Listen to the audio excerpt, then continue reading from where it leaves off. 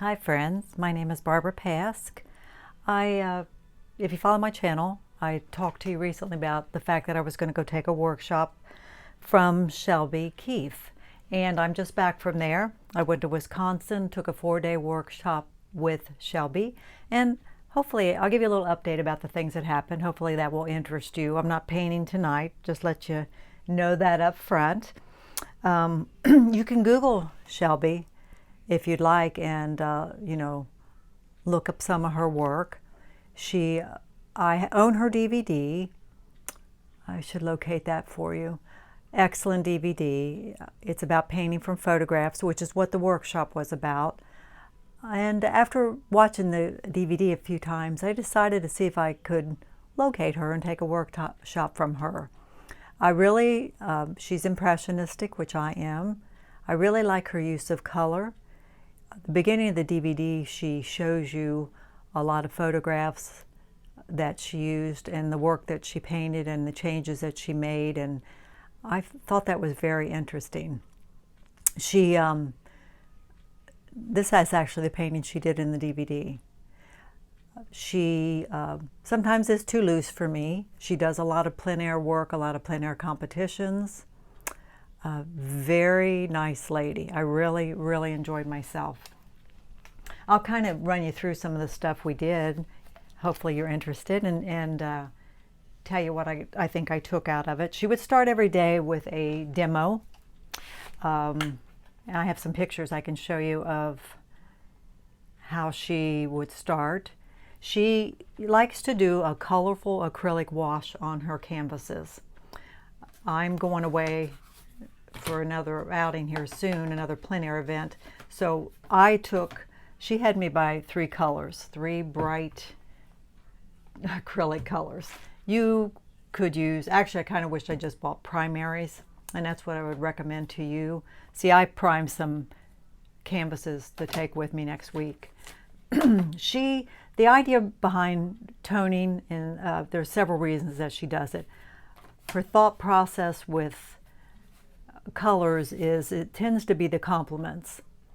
If you were going to paint this scene, for example, where you would look at your photograph, it's blue here, you would maybe do orange there. If you were doing a red barn, maybe you'd do green in the middle, and all this green at the bottom, you would do, a red maybe. So that's her thought process behind it. I don't think it matters, honestly, a whole lot. I think the idea of toning it in bright colors is exciting, and I think letting some of it peek through is exciting. As you can see, I don't know what I'm painting next week, so I just did pink and orange, and I think it'll look great. So that's how she starts out, actually with a tone acrylic canvas, and she paints oil over that acrylic. It's a wash, and a lot of times she doesn't do it ahead, and then you got to wait a little bit for it to dry. So it dries pretty quick. And then she goes in and she spends a very long time getting her very precise sketch in. It's actually kind of a value study. She works with very dark paint, and she puts in all of the sketch and all of the darks that she sees. She did a nocturne one day, and it was very dark. So kind of show you a few of these. Hopefully this interests you. This was day 1. She was doing a barn. You see all her underpainting there. Here she is working. We're coming along here.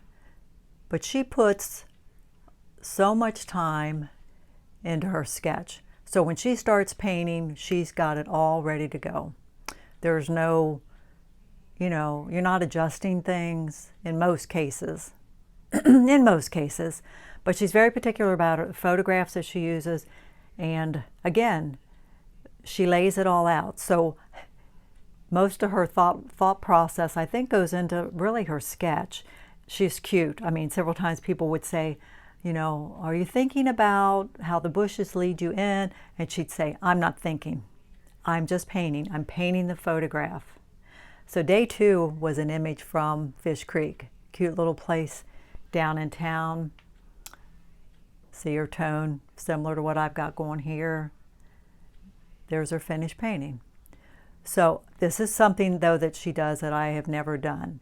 After her sketch is on and all of her darks are in,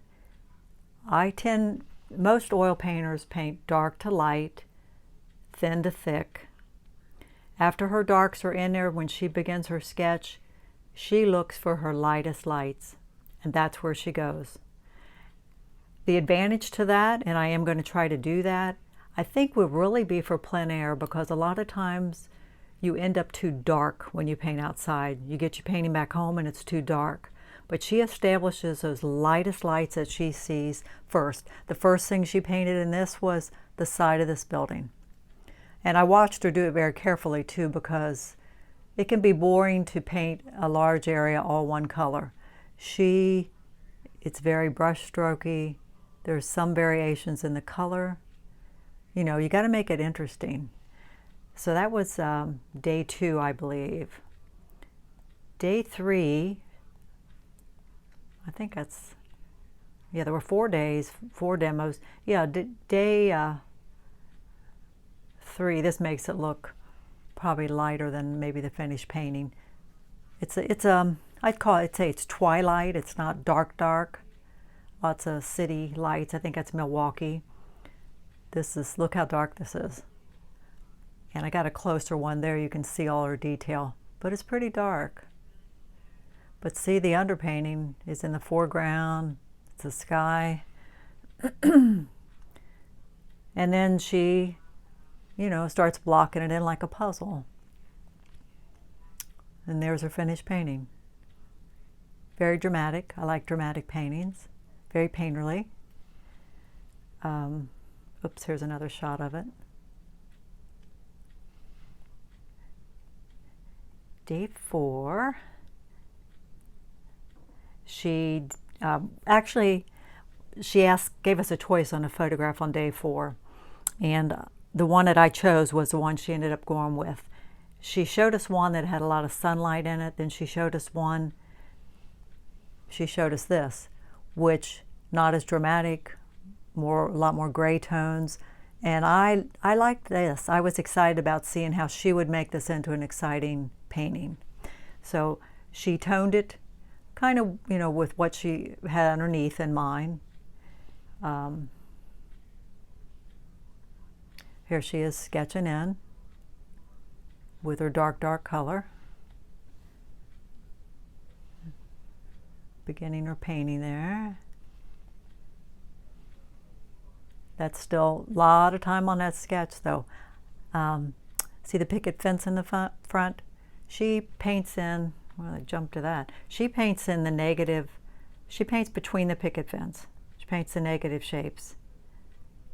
She helped a gal that was doing a painting with a picket fence, and as soon as she blocked in all those negative spaces, it felt like a picket fence. Okay, and here's her finished painting.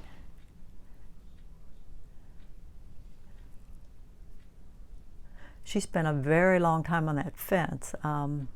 Lots of variations of colors, some lighter, some darker. The grass she put between the pickets, like you see. The roof, when she blocked it in, even the first pass, she left a lot of the underpainting showing through, and it felt pretty good early on. So every day she would paint and then we would paint. We were painting from our own images. This is my least favorite of the batch, the one that's in front of you. This was day 1. I think I depicted the image well, but I felt it was kind of boring and kind of hard. I can show you the image that I used. There was the image. Of course, I didn't put the car in, but it's okay. I do like seeing the tone peeking through, see the orange, and it's okay. A lot of foreground, and foregrounds are tricky to make interesting. So you can see I've got a lot of brush strokes going. So that was day 1. We'll move that aside. And I tried to make use of her. It's interesting when you do a workshop, all the different things people are doing. One lady was doing a cat on a chair. I tried to make use of her. This is day 2, which I had painted this scene before. I may need to back you up a little bit. I'm sorry, it's kind of jumbled up with all the stuff behind. This is a city scene in a town north of here. It's all my work. I mean, she helped a lot on my angles. One thing that is her work, and the flag, I had painted in, and I don't always paint them the same, I guess. I like them best when they're moving, but it was flat in the image, and I painted in red and white stripes. And she came over toward the end, and I said, how would you paint a flag? And she said, I would never paint in all the red and white stripes. So I wiped it off, which left it red from the red. It stained it red, and I handed her, I said, how would you paint it? I mean, I wanted to use her and see how she would handle that. So as you can see, she just dry brushed some white stripes across there. She said, really quickly, and then threw in the lighter blue on the dark. And I like it so much better than what I had. I like to use a little palette knife, so I did. She doesn't use palette knife except to mix, but I like it. And as you can see, I put some palette knife in there in my plants and stuff. But see the pink? That's all the tone. The red is not. That's just some color I threw in for interest. But after I had my dark sketch in, I started like her, and I looked for my lightest lights. So day 3 was my favorite painting. Again, these are all my images that I owned. I put a file together. Boy, we're catching some light, aren't we? This was my favorite. I did my dark sketch. I'll get it so it doesn't have so much glare, maybe. And of course, it was toned. I'll tell you why I like it. I did more. What I like about her is that two things. There's some things I want to take away from it. I'm going to slow down a lot. I think I'm going to try to spend a lot more time on my sketch. Try to do like she does. I guess you'd consider it a value sketch. And then I'm going to try. The best thing about her, what I respect the most, is her brush work. She is confident about her brush work. She lays her brush work down. Not that she doesn't make mistakes. I'm quite sure she does. But she lays them down and she leaves them. So this is what I like about this painting. I didn't play around with it a lot. I think I've got nice brush work. Look at that shadow under that barn right here. That was a dry brushing, I would call that. See how it skipped across there? This to me was my favorite of the batch. I just was real happy with my brush work. It feels really good to do that, to lay a stroke down and leave it alone. So that was day 3. Day 4, I went down into town and shot some nocturnes. So I decided to try that, which is not easy. And it was a pretty complicated scene. But day 4 was a nocturne of down in Fish Creek. Usually the way I would start this is I would have sketched it all in.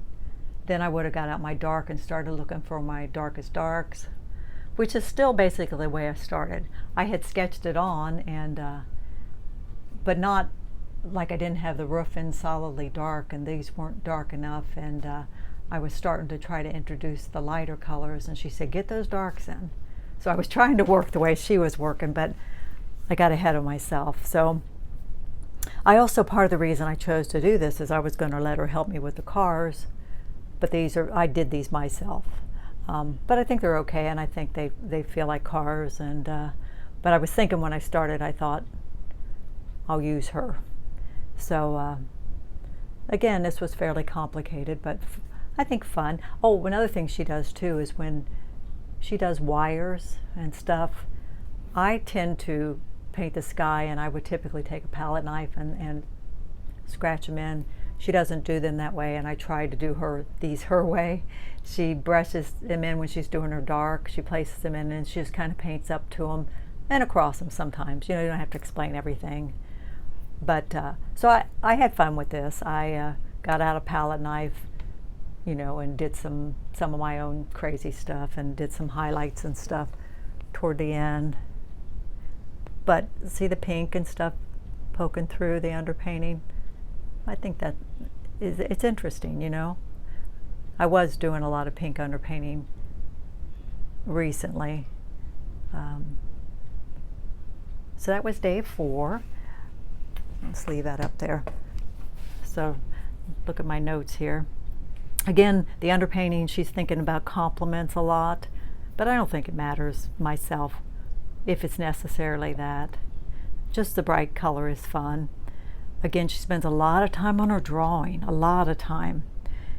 And she said a lot of times she'll start with the easiest thing, which might be the sky, and she'll block in the sky if it's the lightest thing. But she goes for the lightest colors first.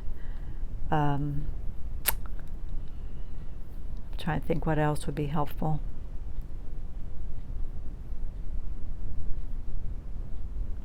That's most of it. Again, what I think I took away from it is,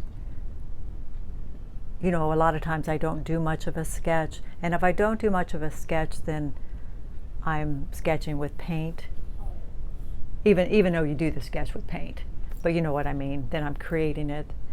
So I am going to, those are the things I told myself I really want to take out of this. I want to slow down on my sketch and basically do a value sketch before I start, so the darks are there. I'm going to do the bright underpaintings and try that. And I'm going to start out with my lightest lights first and see how that goes. Because if you're a plein air painter, frequently, you know, you bring a painting home and they're just too dark.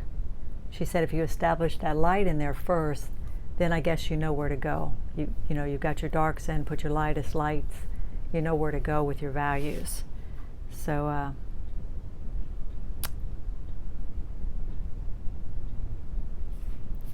okay, I think that's most of it. You know, she gave us a cool little book here that I'm going to be looking at about her process of painting, and but wonderful, wonderful teacher. This is one of her recent paintings she did. She talked about her struggles with that, how she had to bring it over and reduce the size because it was kind of fighting with the head, which I could see that. So nice, isn't it? Okay, well, I'm going to paint for you soon. Maybe we'll try a barn or something and kind of use this method. But again, like I said, I just recently, today actually, toned a bunch of canvases, and you can see the bright colors I've got on here. So I think that'd be fun.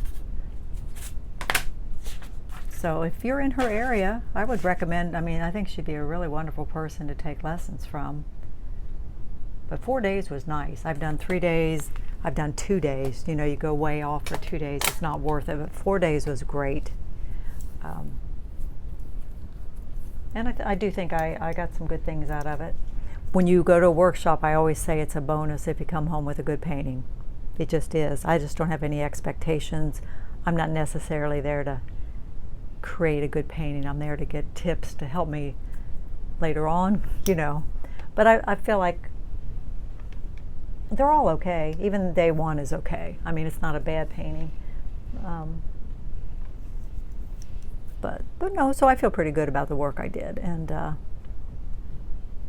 I'm happy I went. It was a great experience. So again, I hope this wasn't boring. I just thought I'd catch you up a little bit on my experience. Ask me any questions if you think of something you want to ask. I'm sure there's lots of things I haven't remembered here. She tends to do a halo around the lights, and actually I'll tell you how I got these wet paintings home, because I don't have a canvas carrier this size. What I do is I take wax paper and tape with me, and I wrap them in wax paper and tape them, and then I stack them in a box and bring them home. So all these, I haven't really actually looked at them very close, but I probably smudged some of this a little bit, but actually overall they travel really well that way. I've done that several workshops, and because if you tape them, you know, that wax paper doesn't move around on them at all. So the worst thing is going to happen is you're going to press it down flat and maybe pick it up when you peel it off. So yeah, it's a really good way to transport them. So all right, like and subscribe if you haven't. Like I said, we'll we'll do another video soon, and I'll come on and paint for you. I'm just kind of crazy busy right now.